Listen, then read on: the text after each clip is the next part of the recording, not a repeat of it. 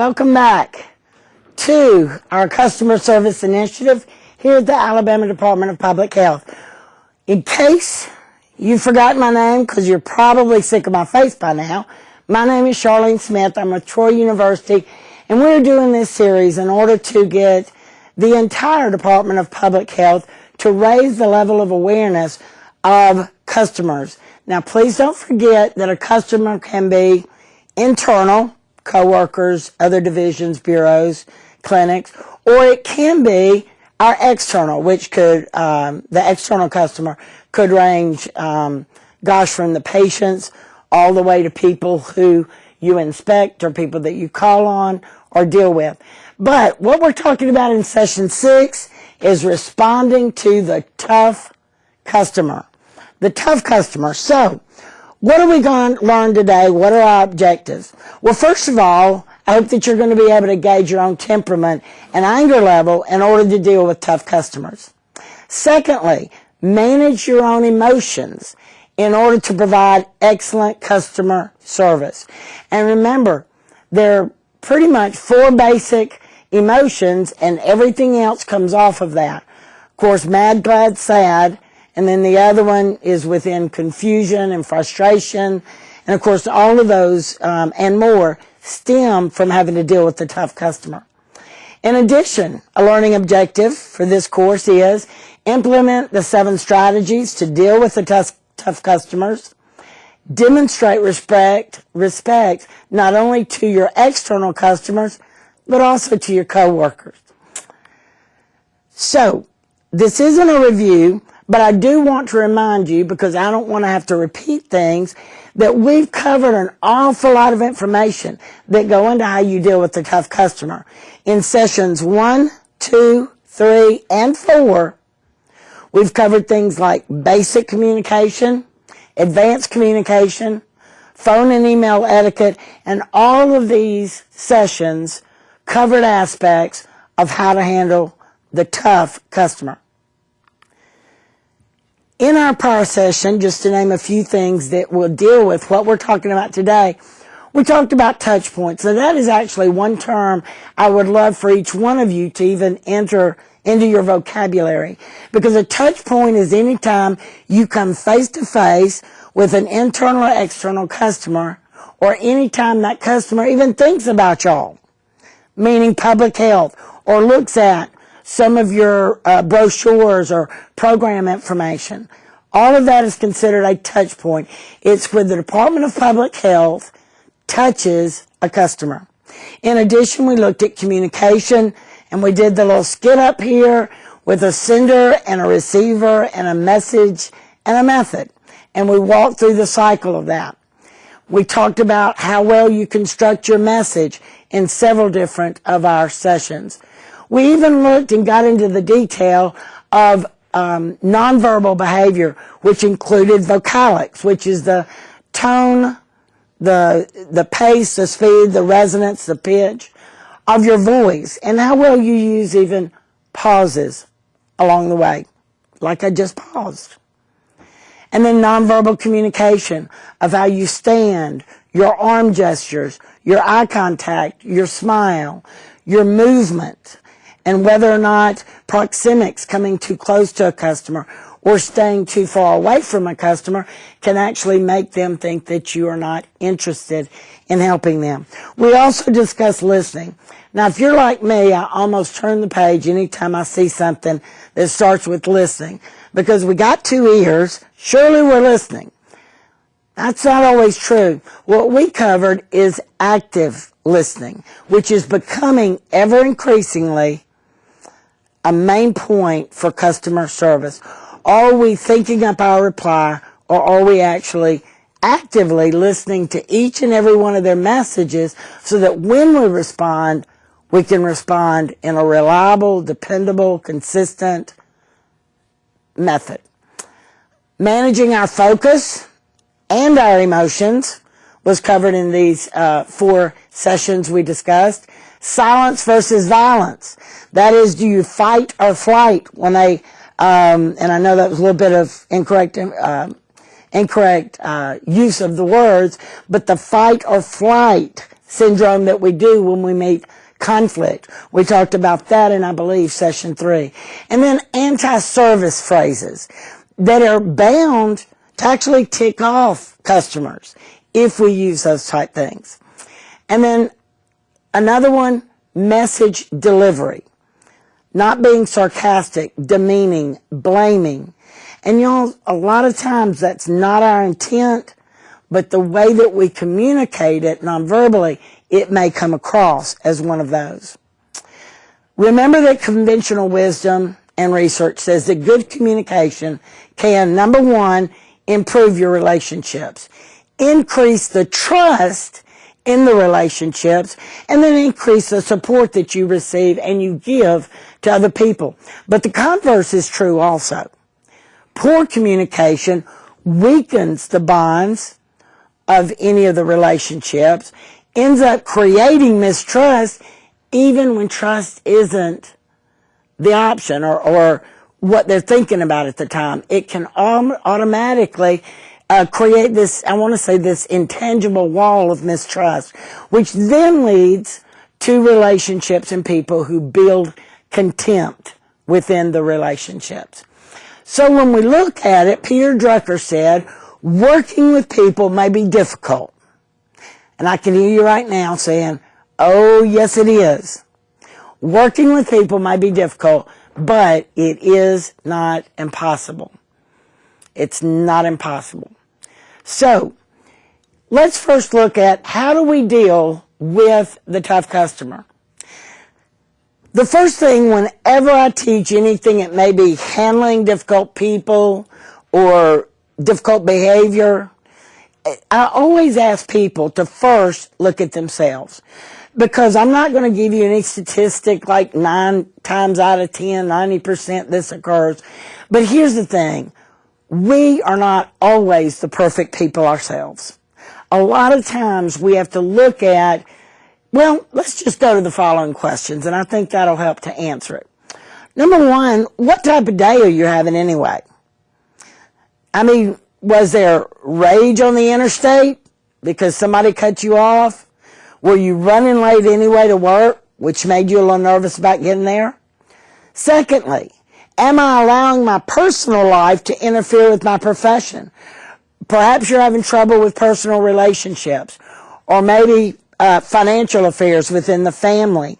It could be a death in the family, an illness, whatever it is. You have to kind of look at, maybe a lot of this problem or conflict is actually coming from me. Thirdly, has something happened earlier that I'm projecting onto others? You know, it's funny, but sometimes I think we meet customers who end up actually reminding us by the way they speak or the argument they make us really think of other people who've been in our life, so automatically we're kind of projecting our emotions onto them.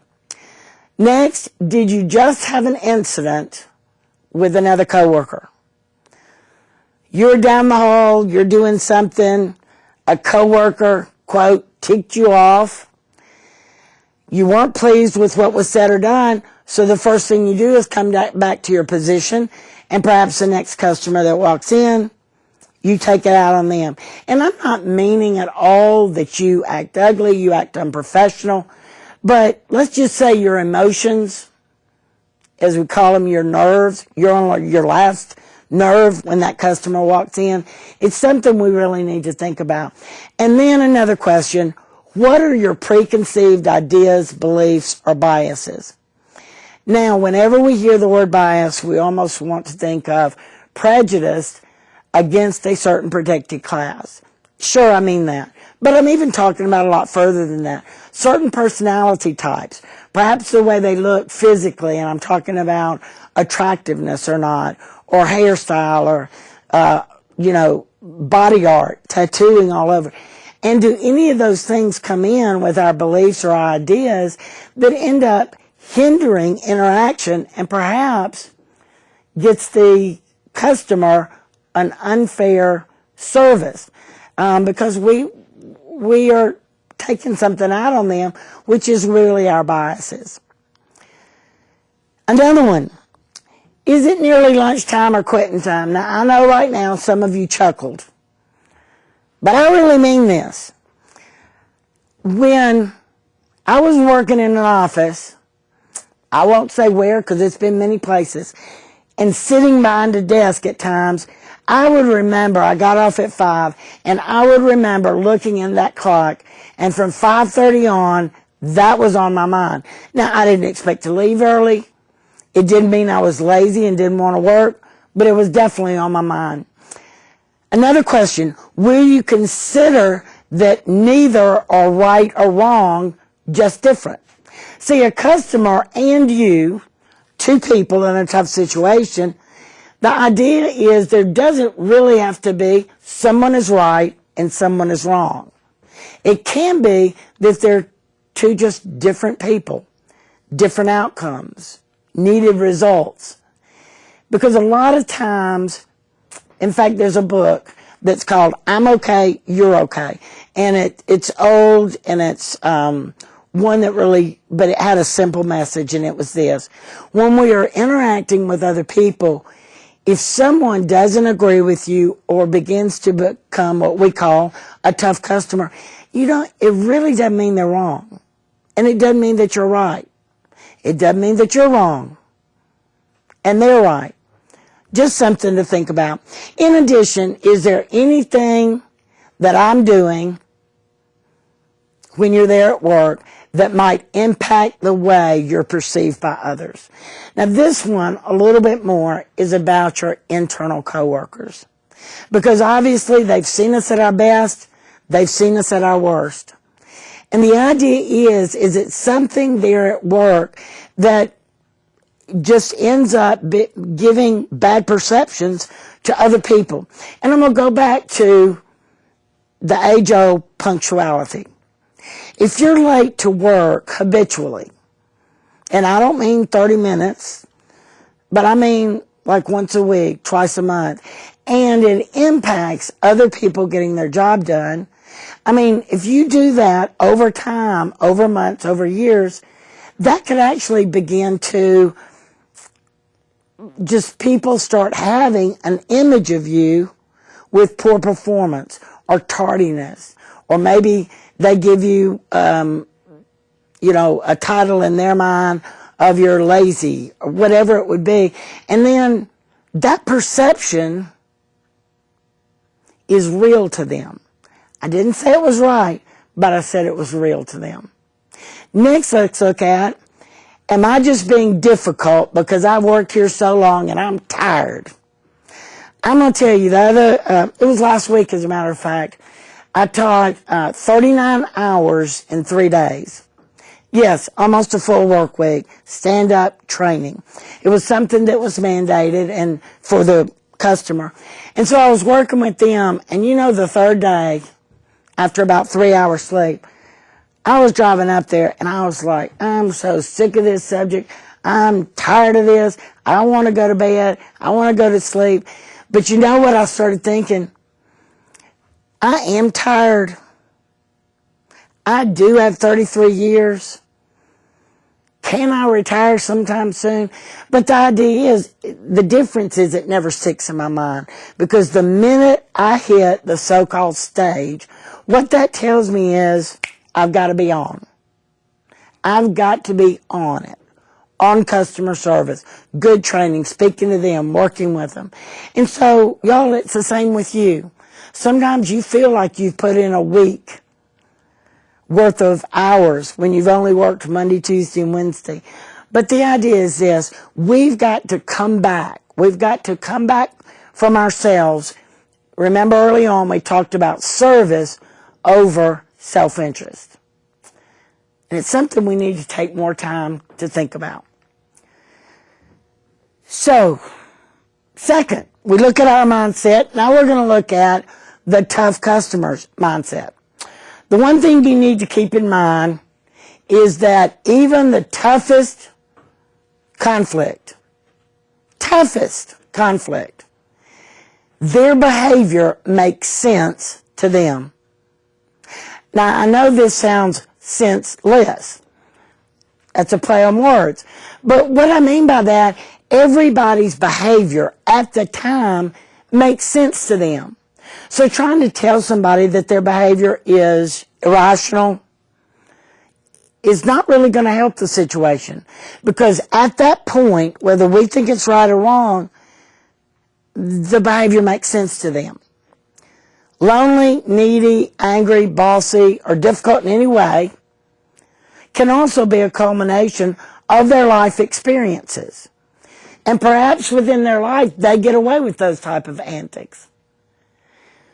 But what we need to realize is we can't change a person in a 5, 10, 15, 30-minute conversation. So one of the best ways to look at it when you're trying to see if it's their mindset is actually ask the customer about the origin of his or her discontent.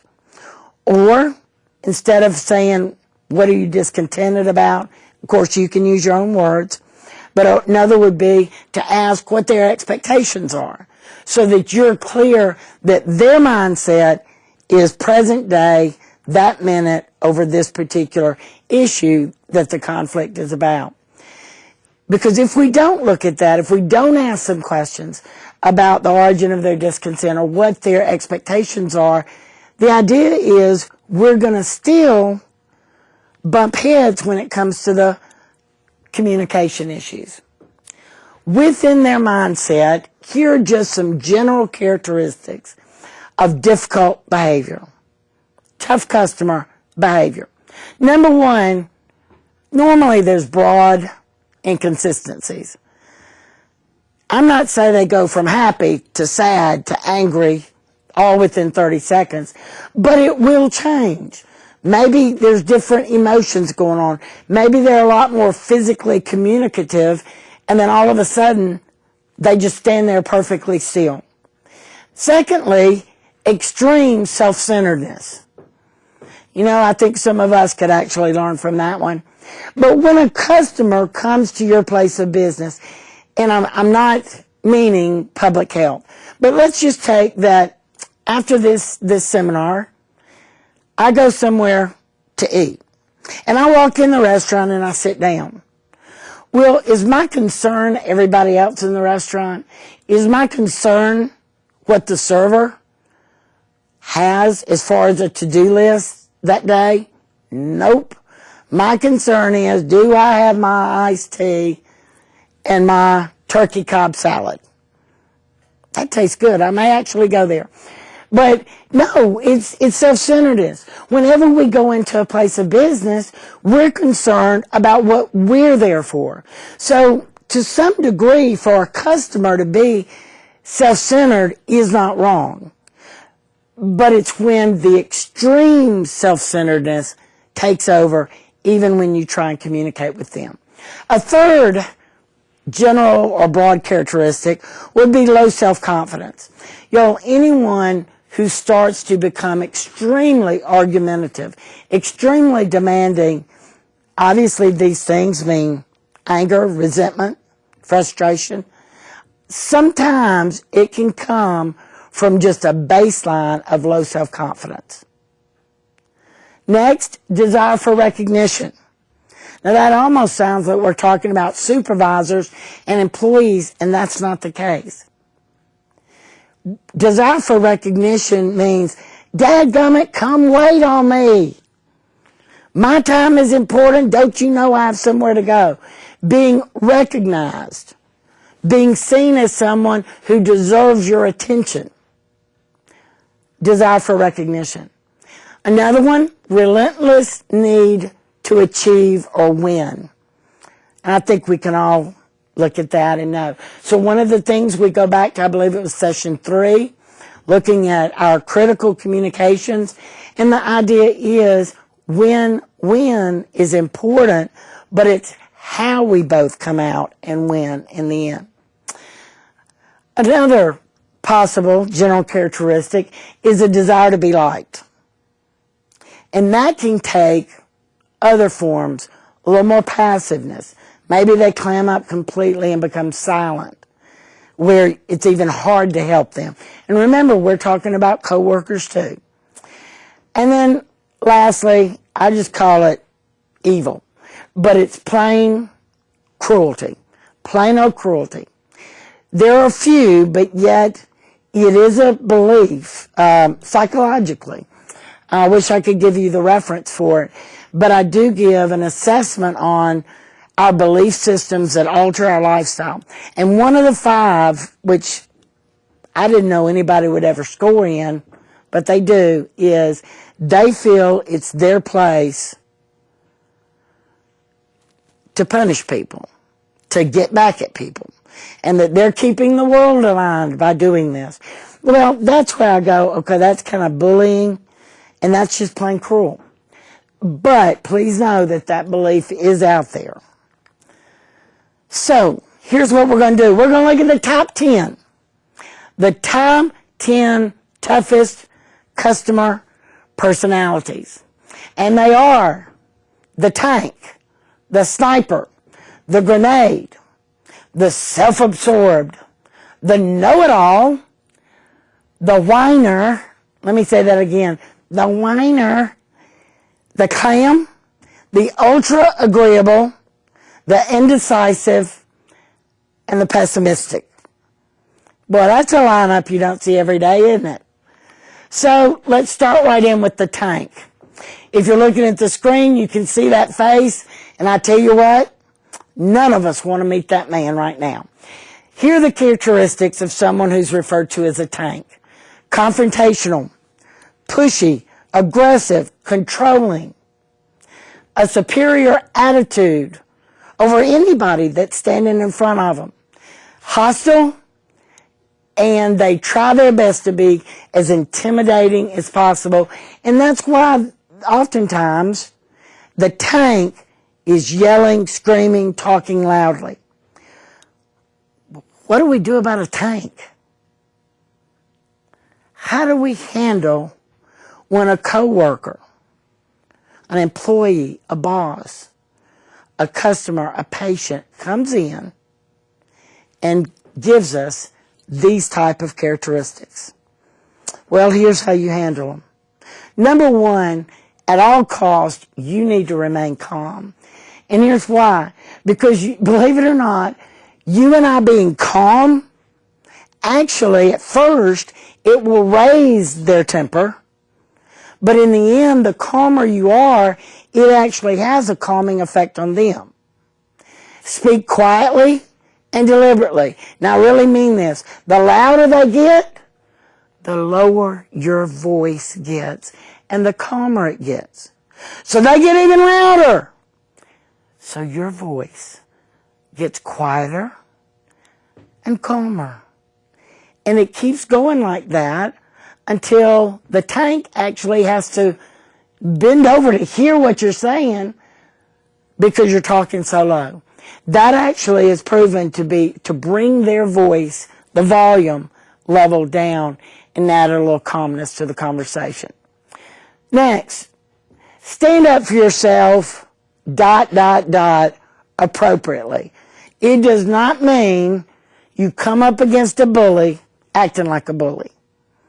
There is no mental, physical, emotional conflict coming from you.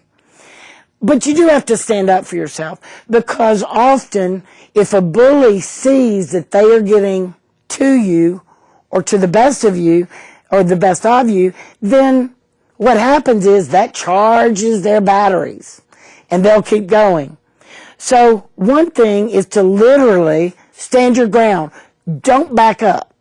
The minute I start backing up, even if I do it kind of casually, what I'm telling them is that they are gaining ground on me.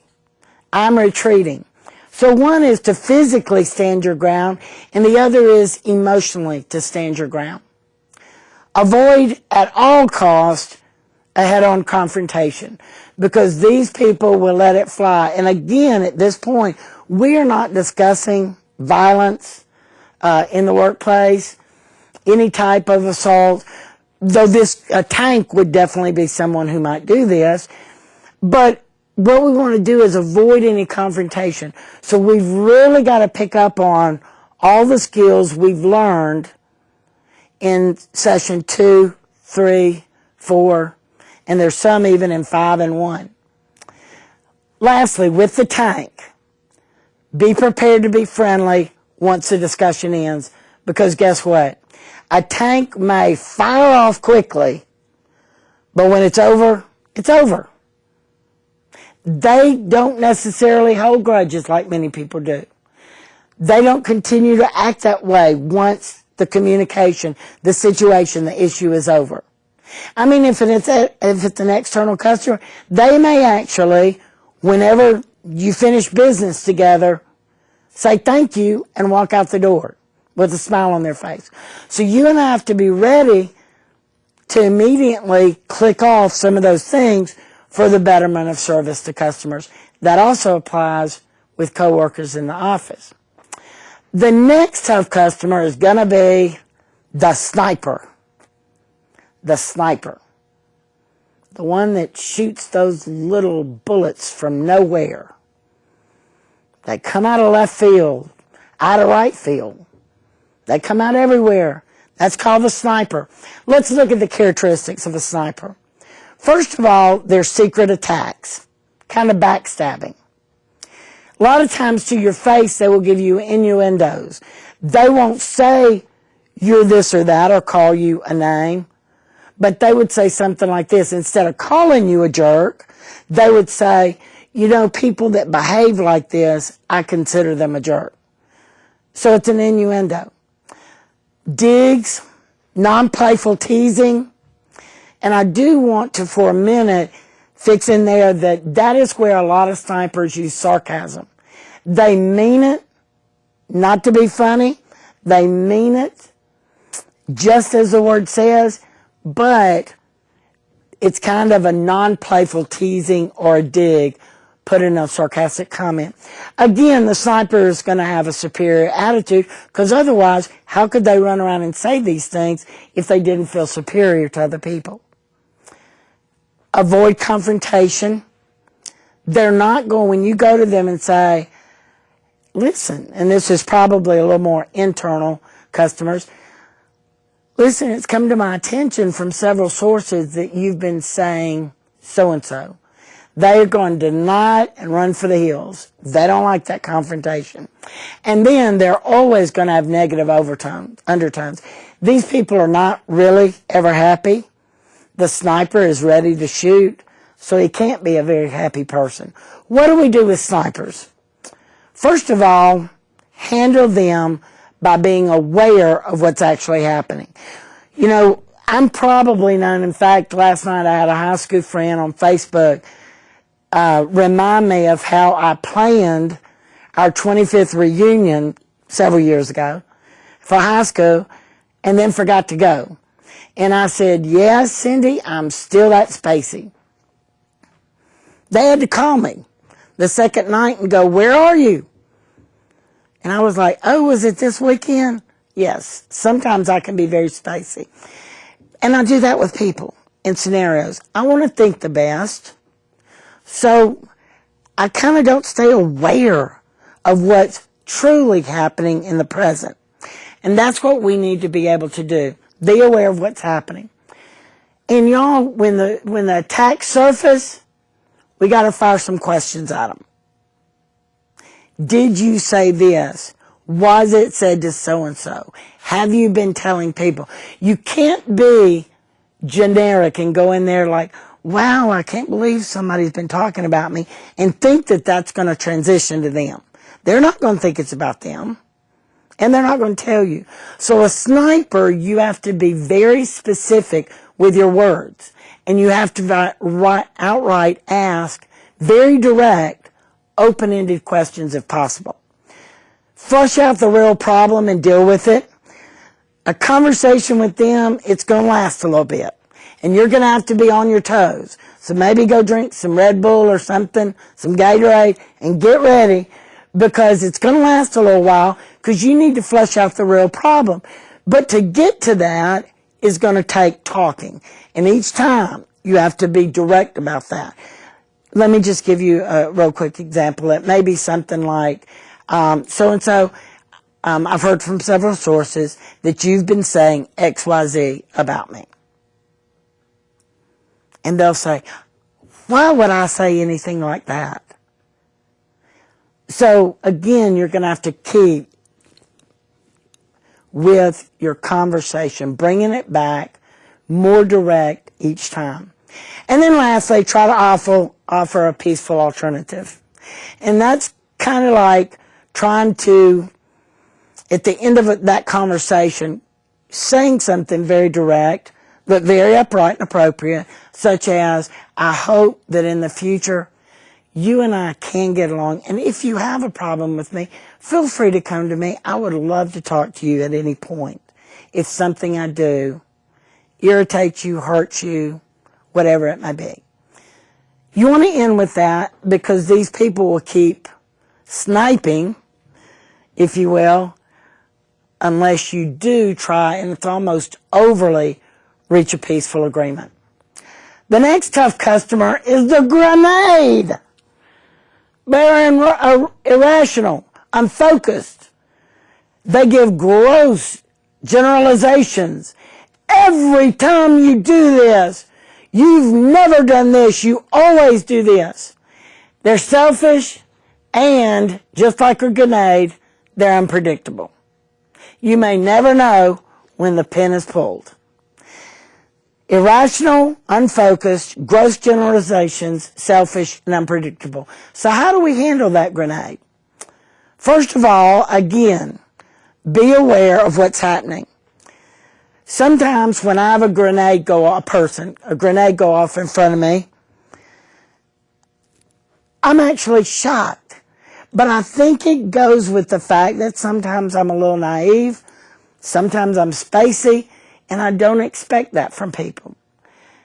Believe me, it's happened to me several times, and my mouth just drops wide open because I didn't expect a sudden burst of anger or some other type of emotion.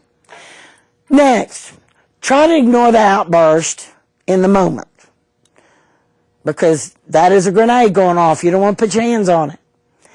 Address the behavior later and always make it private, just the two of you. From then on, especially if it's a coworker, keep them informed and on your team. Grenades are hard to deal with. You always want a grenade to be on your team. The next tough customer is the self-absorbed. It's all about me. Selfish, dominating, stubborn, hurtful even, with what they say and do. And this one, because they're so self-absorbed and think so much of their own strengths, they exploit your weaknesses. How do we handle a self-absorbed? Number one, acknowledge their knowledge or opinion. Because see, the first thing is they want to be right. And they want to know that you heard what they said. So acknowledge. You have great knowledge of public health. Or you know external customer. You know a lot about our regulations, our policies, our procedures perhaps. But you want to make sure that they know you're acknowledging it. So again, be very direct and outspoken about the fact they have knowledge or you've heard their opinion. Secondly, be prepared to offer logical options. And one of the best ways to present those options are kind of through pro and con list. Let me give you an example so that you kind of understand. One would be, I hear your opinion, I know you have knowledge of whatever, but let's look at all the options out there. You don't want to say, let's look at other options, because that means to them you're discarding theirs. Let's look at all the options. All right, we have your option. Here's the pros, here's the con. We have this option, pros and cons. We have another option, pros and cons. That's the best way to approach them. Thirdly, make them think your idea is their idea. Now, y'all, we've heard this about bosses for years. I'm not criticizing anybody at Public Health about this, but we've always heard about the boss who, as long as they think it's their idea, they're okay with it. It's the same thing with the self-absorbed. What you want to do is talk to them about something until they go, yeah, we could do ABC. And then you go, great idea. That's one way to handle the self-absorbed. And lastly, you've always got to be very direct with your request, especially when you're asking them for help, assistance, asking them for suggestions, which, if this customer is an internal customer, it's likely you're going to be talking to them in the future. So, and it actually could be that with some of the external customers, as you know. But be direct with the request. Don't be general. You've got to be very specific, very detailed. Put a timeline on it so that it's very concrete to them. That's the self-absorbed. Who comes next in the top 10? Oh, the know-it-all. I know everything. These people exaggerate. They give unsolicited opinions and advice. Super talkative. They want to me too somebody or one-up somebody during conversations. It's like you walk in the morning and you say, oh, my cat's sick. Yeah, my cat's sick too. I had to take him to a vet. I love our vet. Oh, my vet is best. He's Dr. So-and-so. Everything is one up or me too. And then you got to realize that one of the characteristics of the know-it-all is they're attention hungry. For whatever reason, they're seeking people's attention. And lastly, they make excuses when they're asked to deliver results. And believe me, the excuses will not leave them in the blame. It will be with somebody else. Characteristics of the know-it-all. How do we handle these tough customers? First of all, give them a break. Literally. Try your best to gain some separation at first. When you're providing authentic information, well, when you're giving them information, make sure it's very authentic when it's important. And then, this is going to sound very out there, but relate their universe to your reality. Now, I'm not saying that the know-it-all lives in their own world, because we all do to some extent. I mean, we're walking around with our life, our experiences, driving our actions and reactions. So we're living in our own world. But one of the things is you have to, with the know-it-all, is draw them into your reality, meaning show commonality, show how everything is not just about what they know. It's about other things. It's about the project. It's about regulations. It's about procedures. Now, I've got to be honest, this one can be a tough customer when they're external. See, they've read your website, they read everything about a program or a clinic or what you can and can't do. And then when you meet up with them, the idea is they have their reality set. They've brushed up on everything they need to know. They're ready to talk to you. The idea is you have to draw them into your reality. Maybe there's certain situations where a policy or procedure can't be done because of the lack of them bringing in perhaps information, or that it's something that is within your particular bureau that day that you're not able to do. You know, I went the other day to get a parking decal for my job, and the computers were down.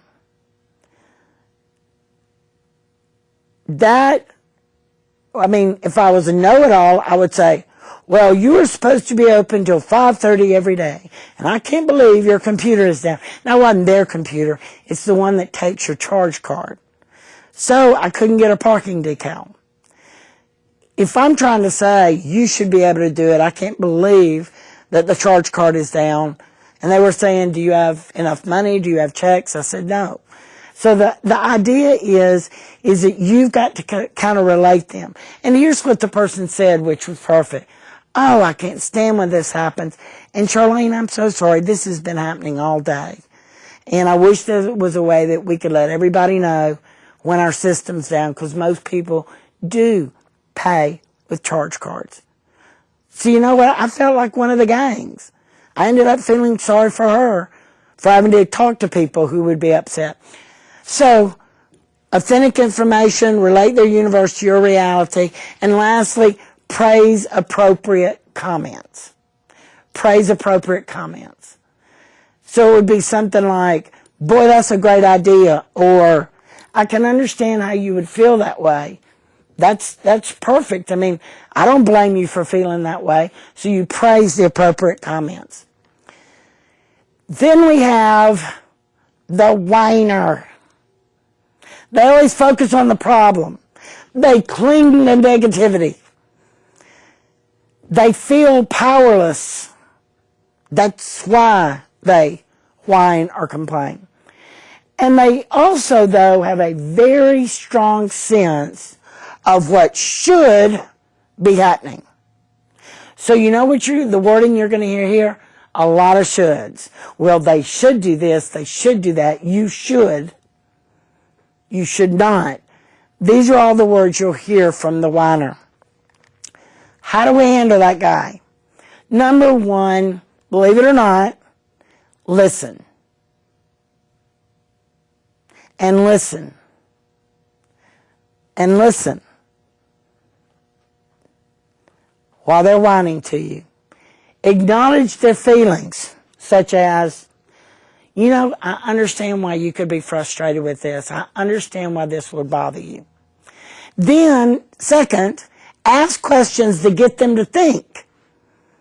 Now, I'm going to be honest, it may not do any good, but the idea is you're trying to get them away from their one thought about how negative everything is. I mean, you could take a simple example. It's raining outside, and let's say the habitual whiner comes in and goes, oh, it's horrible out there. And you say, yeah, but we lack 3 inches of rain of being our normal, rain gauge. We need those 3 inches of rain, for crops or whatever. You've got to keep going with that because everything is always going to be negative. Don't expect them to come out and say, rain, it's wonderful. I see what you're saying. The idea is, though, you've got to ask them the questions to get them on the way. Focus on problem solving. Don't focus on the negativity. Focus on problem solving if you're able to fix their problem. Next, redirect their attention. Sometimes you just got to change subjects. I'm being honest. Change subjects. Well, it's horrible how the state does X, Y, Z. Hey, you want a candy bar? You want to walk down to the Coke machine with me? Let me just change the subject. And then, lastly, when you are talking to them, state facts and avoid an argument. State facts. It can't be your opinion. It's almost like you have to give the book, the author, whatever it is, the memo date. You've got to give them exact facts. And why do you avoid an argument? Because, you're not going to change a whiner. For the most part, they're negative all the time. Now we'll go from a whiner to a clam. You're trying to talk to them. They're silent, unresponsive, aloof at best. Sometimes that silent unresponsiveness can come off as being snobby. Now, they're not, but that's what it can look like. And come to find out, they're kind of timid inside. You can see from that description probably exactly what we need to do to handle them. Number one, always ask open-ended questions because they will surely answer it with one word if possible.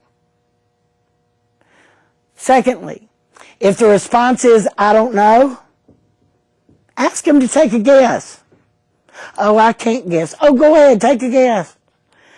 Give them plenty of time to respond, but always give them a deadline.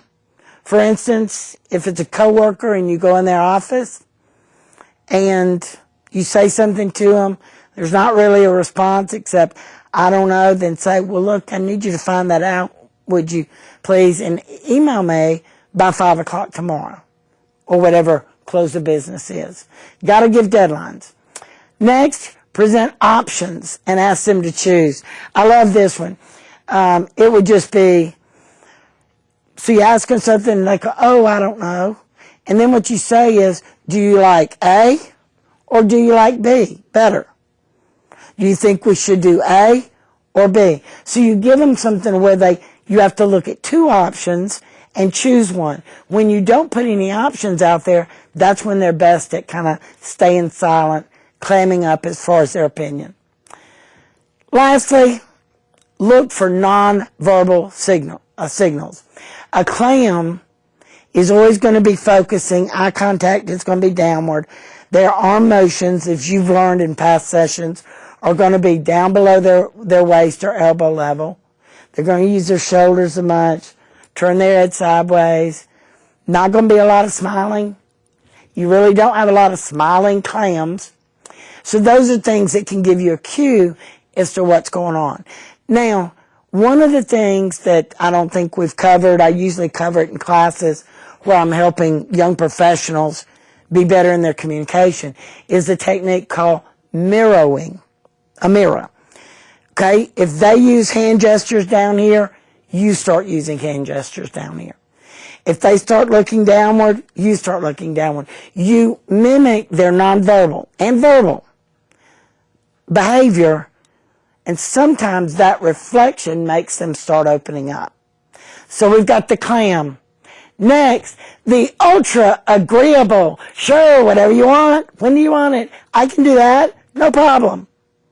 They're quick to agree, slow to deliver anything. They overcommit because they're being agreeable with everybody. They have a strong desire to be liked. That's why they're ultra agreeable. That need to be loved by everyone, that type thing. And they need to make others feel like they're liked. It's kind of like, let's just all love each other. Let's just all think we're all liked, loved. The ultra agreeable. You may not be able to get a lot of work done with them, but here's how you handle it. Number one, make honesty non-threatening. See, you don't want to verbally or physically start to be attacking, if you will. So you want to make your honesty with what they're talking about, and maybe you're confronting them about always saying yes or never delivering results on time. You've got to make that non-threatening. Second, you have to focus on realistic commitments. Realistic commitments when you set time frames or projects for them.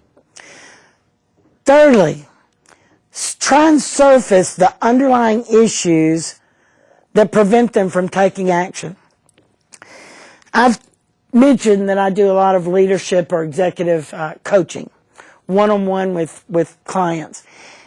And this is something I do come across a lot. Someone will say, yes, I do it. And the next week I meet with them. I said, did you do so-and-so? Well, no. I mean, I just don't know whether I should go to that person. I don't know if I should write that email. I don't know if I should do this. So it's no action. They agree to do it, but there's no, I know I should. What do you say back to that? What prevents you from doing it? And here's a word I often use. What scares you? What do you fear most if you take that action? Next, establish a relationship with them, because the thing about the ultra agreeable is they want to be liked and they want you to be liked. So if you can establish a relationship and with the next point, take personal interest in them, they might not be such an ultra agreeable anymore. And then always propose with them win-win situations. The indecisive is next. I don't know. Where do you want to go to lunch? I don't know. What do you want? I don't know. The indecisive. Number one, they postpone decision making. Number two, does not like confrontation. They hints and evades the issue. They'll hint at it, but then totally evade the issue. They stay in a perpetual state of, I don't know, procrastinate, and somewhat, but not just like, excuse me, the ultra agreeable, they don't want to disappoint anybody. Now, the ultra agreeable wants everybody to like them. The indecisive just wants to make sure they don't disappoint. How do you handle the indecisive? Number one, again, always give them scenarios of option A or option B. You know, it's funny. I'm not totally a tough cookie, like indecisive, but I'm going to be honest. Sometimes I have problems making decisions. And I've noticed that someone that I've just gained a friendship with, if you will, it is so funny, they've already learned how to handle me like that. So instead of saying, hey, do you want to go to a movie this weekend? It will be like this. Would you like to go out to eat at so-and-so and go to this particular movie? Or would you just like to go out to eat at so-and-so and have a long dinner? I love that. You can bet I'm going to give you my decision on that because it's made up for me. I've got it narrowed to two options. A lot easier. And that's what you do with the indecisive. Next, and by the way, this is somebody that actually could be an external customer because they don't know what to do. Give them two options. You can mail it in. You can go on the internet and get this done. Or you can do it right here today. When you lay out those options, it's easier for people to make that decision or choice. Next, help them problem solve and clarify the options for them. Sometimes it may be that both of you are working together to achieve or to accomplish something, gain an outcome or result. Problem solve with them by helping clarify the options. Next, you want to establish a comfortable relationship with them so that they believe that there's trust involved and that you will work through or help them with decision making. And lastly, make it easy for them to be direct. See, they're afraid that they're going to disappoint you. So the idea is make it easy when they say something. Agree with them for a while so that they gain a little confidence that it's okay and you're not disappointed. So make it easy for them to be direct by being pleasant, reassuring, and by surfacing conflicts and issues, because if you don't surface them, the indecisive will not. So you need to surface them to make sure that you're maintaining or building on that relationship. And then the person we all love, the pessimist. They have a belief that everything will fail. Well, that's not going to work. The sky is falling. Tap potential for despair in others. Boy, they go up and it's almost as if they have, a shot and they're giving everybody a shot of pessimism. Because all of a sudden, wherever they go, they tap into other people's despair. They have it won't work. That's kind of their mantra. And, of all people, this one can't think outside the box. So how do we handle the pessimist? First of all, be alert and don't be dragged down. Secondly, believe it or not, they can be a resource, especially when you're problem solving. And I don't mean this funny, but they can give you all the cons on a situation.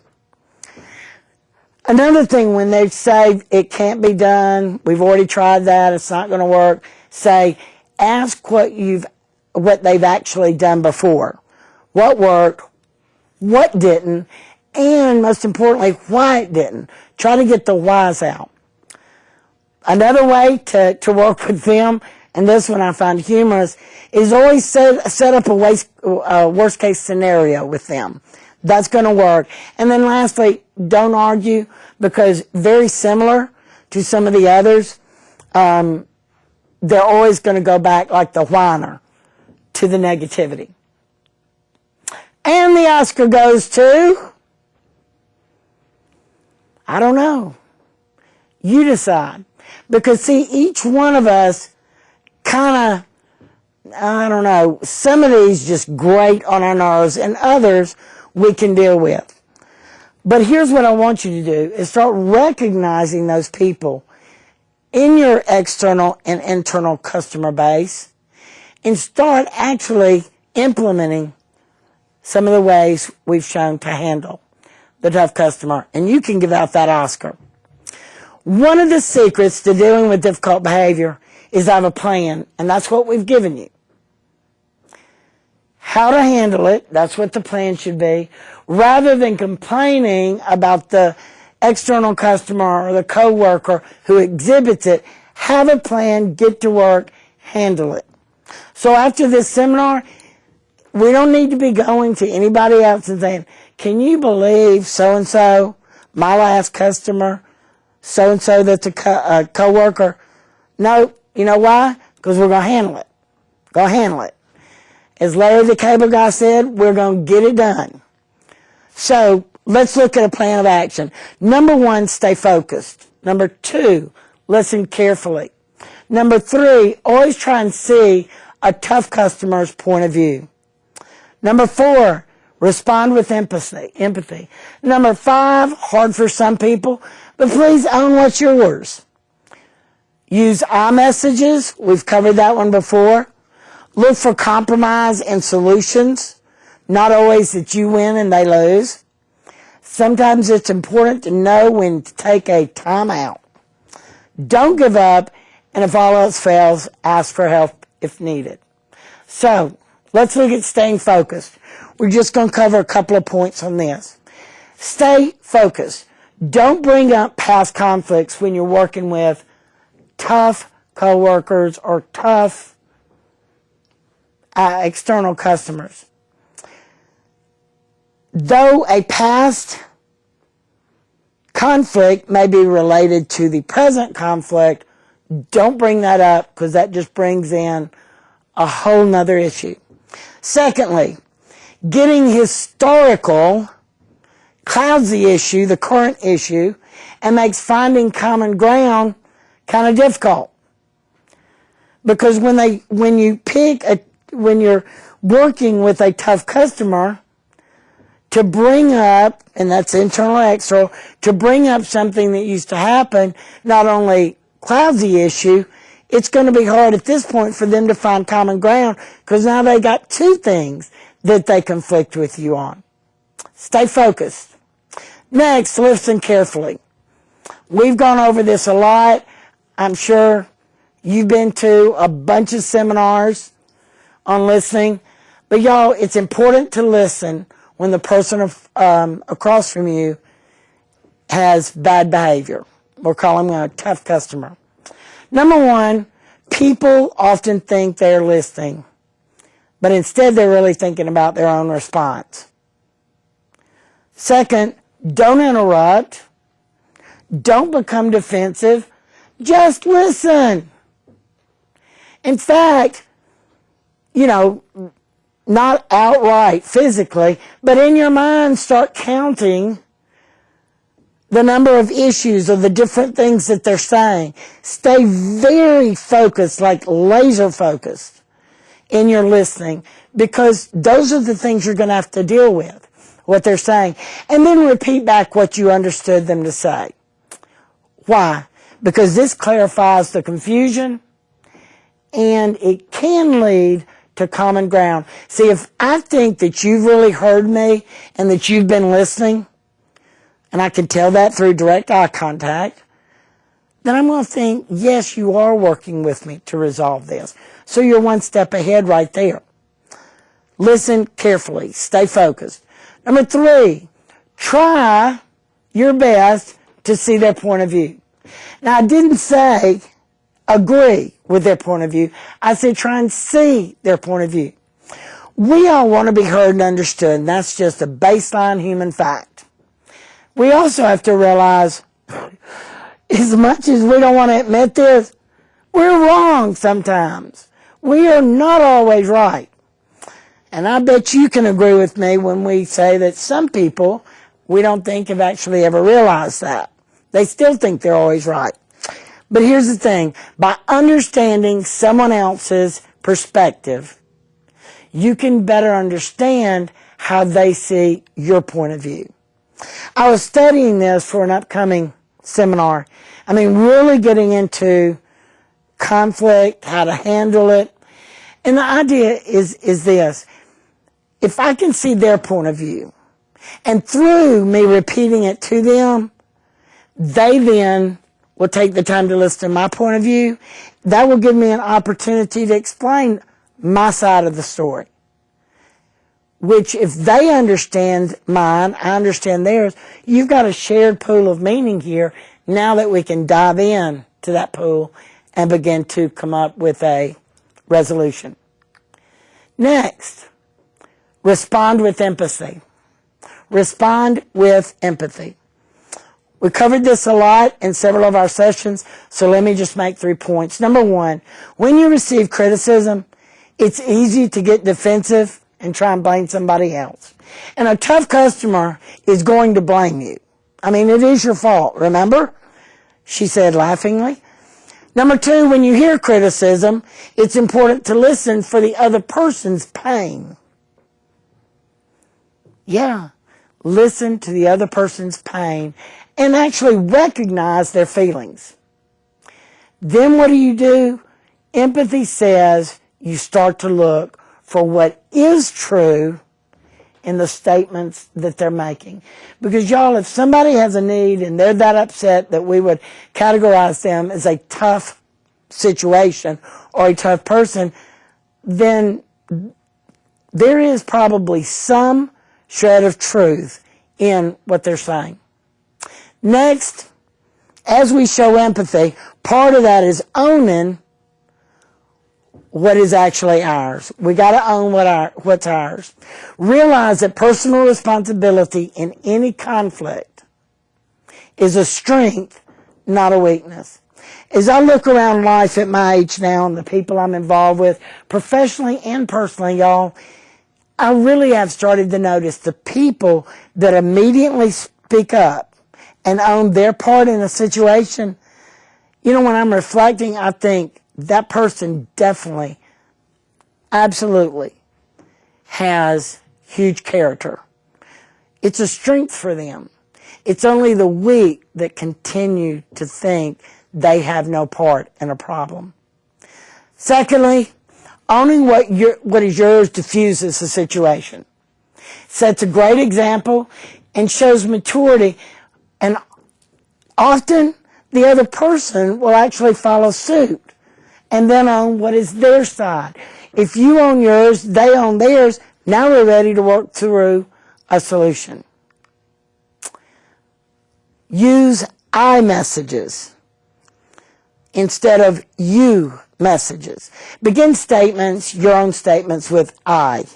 And then express your thought and feelings instead of saying you. And assuming thoughts and feelings from the other person. So everything will start with, I thought you said, not you said. I feel this way about the conversation we had, not you did this and it made me feel this way.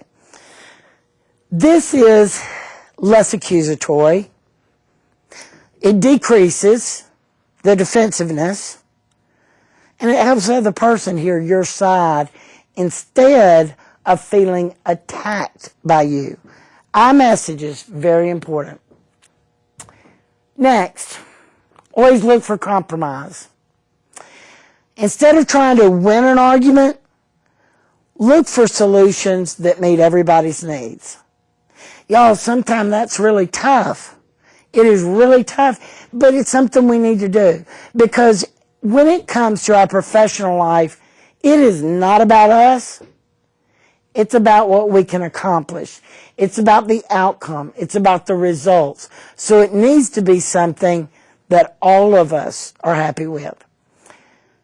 Second, this could mean a compromise or creating a brand new way of dealing with something, just so everybody agrees. Now, obviously, the brand new way or the compromise needs to be something that is true and authentically works for the situation. It can't be some off-the-wall idea. But the idea is it may not be something that any of you have come up with. And in looking for the compromise, it means this.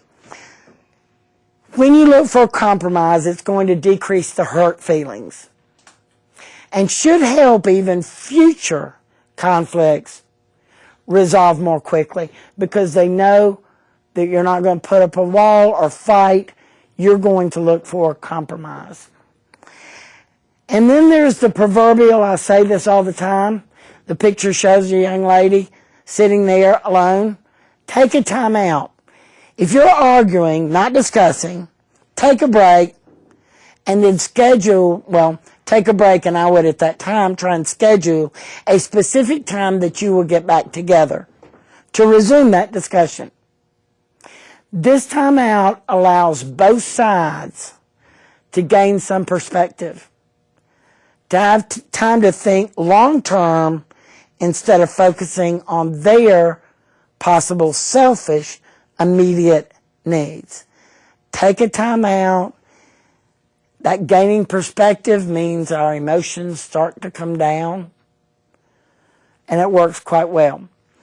The other day, I had something occurring, not at work, personal, where my mother stays in an assisted living, and I was furious.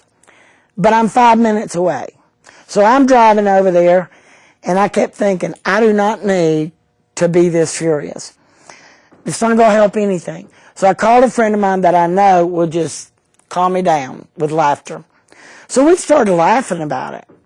And by the time I got over there, y'all, I could sit down with the manager, the administrator, and actually have a humorous conversation, meaning we laughed at certain things, serious, but I was actually in a good mood by the time I got over there.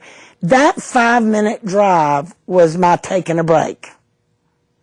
It's something we really need to do if we're involved in and with a tough customer. And don't give up. If both parties have a constructive attitude, both parties have mutual respect, that was part of our critical communications, maintain mutual purpose and mutual respect with each other. So it's constructive. Most any situation can be resolved in a safe, healthy way. And unless it's time to give up on the relationship, don't give up on communication, because communication is the only thing we have to satisfy our customer needs. Don't be defensive. Now that one's easier said. It's better to address a person's complaint with an objective eye and a willingness to understand their point of view than to what I call buck up and be defensive. It creates long-term problems when people don't feel listened to, because they're always going to remember you don't listen when they have situations. And unresolved conflicts, well, y'all, we know what happens to those. They just continue to roll on and get bigger and bigger and bigger if we don't resolve them. Next, use carefully selected words. Don't just ramble off and say anything you're thinking. Use words that are seasoned with kindness, despite how difficult that may be to deal with. And a lot of times we'd rather be saying something else, but kindness. Second, know the proverb that says a soft answer turns away wrath, but a harsh word stirs up anger. And it's just that obvious. If I return kindness and soft answers to an individual, or if I'm harsh and use harsh words, and my nonverbal becomes harsh, I think we see if we carefully select our words and our action, we're going to be much better off. And that anger, that explosion, that tank, that grenade, tough customer, we can dissipate some of that. And by doing this, you can control the situation to warrant their cooperation now with this issue and in the future. And ask for help if you need it. Nothing wrong with it. Now, I do want to stop and say, because I covered this, I think, in our first session, we should not turn to our supervisors immediately. The minute somebody is tough, we immediately buzz in the supervisor. And the reason I gave a chuckle is I was actually asked to coach someone one-on-one. And this is what their supervisor, while giving me information for the coaching session, said. If anybody gets the least bit disagreeable, they say, "Can you please hold?" This is on the telephone. And buzzes the call through to the supervisor. Any discomfort. The person can't deal with any emotion other than friendly and humor. It's okay to ask for help, but if you have a characteristic that you like to avoid humor, it is, let me term this right. I'm going to step out bold for a minute. It shows a lack of immaturity if we haven't learned by many of our ages to deal with confrontation, to deal with conflict. Oh, I used to run like crazy. I used to cry, not on the spot. I used to feel bad, all this kind of stuff. I would try and get away from conflicts. I'm talking about leaving relationships because there's conflict. But here's what I learned since those early years, is that anything professionally and personally that I can do to resolve a conflict actually means I'm saving a customer. In the private sector, it'd be maintaining business. I've got to work with my coworkers long term, so surely I need to be mature enough. I need to grow into being able to handle most things without tag teaming someone else to come into the ring. Now, there are times that you need to, and that's what this refers to. Mediation, a supervisor intervening, or just being like a sounding board may help provide a solution that's not been thought of. But y'all, that's the only time we should be calling on our supervisors. Unless there's just a solid lack of knowledge on a subject. But sometimes talking through to tough customers with a supervisor or coworker gives you new ideas of how to handle things. Ask for help if you need it. John Maxwell said this: life is 10% of what happens to me and 90% of how I react to it. Several people have said this different ways. And I just found this particular one that John Maxwell said. Life isn't all about what happens. You make your life by how you react to it. So with tough customers, learn some of the principles. The 10 different Oscar award-winning tough customer behaviors. Also, our action plan of 10 things that we can focus on right now, put into our tool belt so we can greet customers, even the tough ones, in the best way. John F. Kennedy said this: so let us not be blind to our differences, but let us also direct attention to our common interest and to the means by which those differences can be resolved. Y'all, at this point, I almost feel like crossing my heart and pledging the allegiance, because that's such a famous quote. I know when he used it, but I want to use it in another context.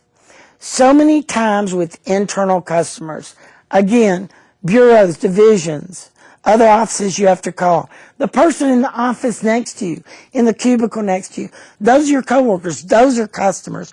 You know why? Because we have to work through them or they through us to meet the needs of our external customers. Don't be blind to the differences,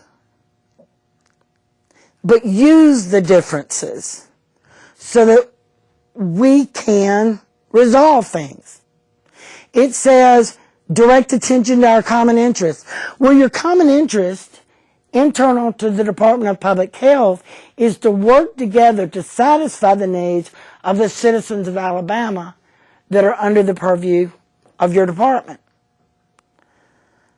That means we need to work together to resolve the differences. As we, in this 6th session, I want you to think about, and almost sometimes what I do is play a game. How many tough customers can I handle correctly before I mess one up again? I mean, it's almost to some degree, if you have trouble doing it, make it almost like a competition within yourself.